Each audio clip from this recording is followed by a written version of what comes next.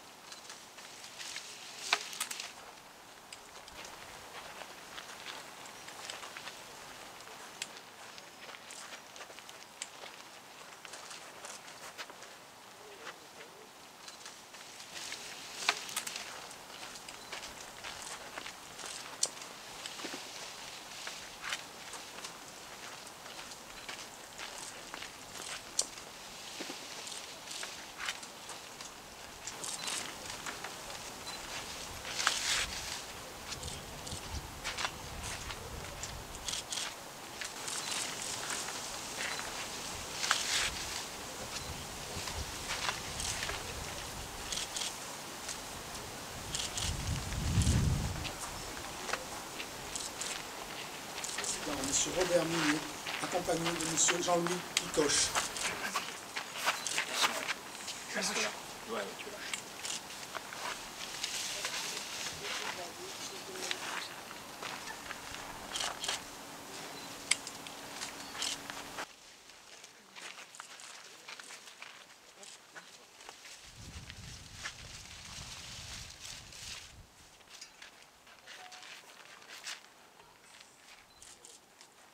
Aux morts.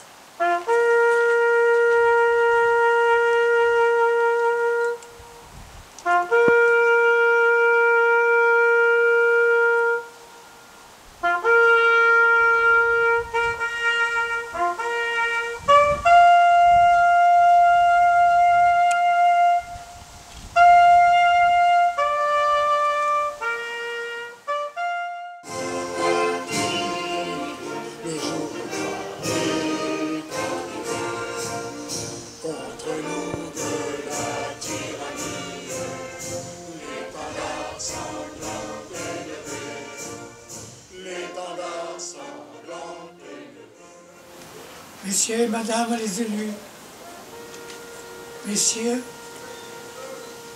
les militaires, Messieurs et Mesdames les présidents d'associations, Messieurs et Mesdames les porte-drapeaux. Nous sommes réunis aujourd'hui pour célébrer l'anniversaire de la libération de la presqu'île de Gien par le maquis Vallier du Haut-Var. Il libérera la presqu'île et le maréchal Delattre de Tassigny a relevé dans ses mémoires ce fait d'armes particulier. Le lieutenant Vallier, qui commandait alors ce maquis, a mis au profit au profit et l'interception par ces hommes de plusieurs groupes allemands isolés pour envoyer des soldats capturés auprès du commandant allemand de Labadine pour lui faire connaître le message suivant. Vous êtes encerclés. Nous sommes l'avant-garde du groupe de la troupe. En l'absence d'une reddition immédiate, une attaque importante sera déclenchée dès le lendemain. Je vous remets les conditions écrites d'une reddition qui précise l'heure, le lieu et les modalités de celle-ci. Un peu avant 8 heures, le 23 août 1944, et comme prévu par le texte de la reddition, le commandant des officiers et les 154 hommes de troupes sont venus se rendre et encadrer à 38 maquisards. Ils ont été dirigés et considérés comme prisonniers à la caserne Vassal. Après cette reddition, à l'après-midi du 23 août, une compagnie de tirailleurs sénégalais venant de Porquerolles prenait pied sur la presqu'île de Gênes qui par tous les moyens se sont battus sur tous les fronts pour préserver notre liberté. Il y a 4 jours, nous commémorions la libération de hier. Et à ce titre, nous rendions hommage à la première DFL, en sachant que hier fut la première ville continentale, métropolitaine, à être libérée par la première DFL.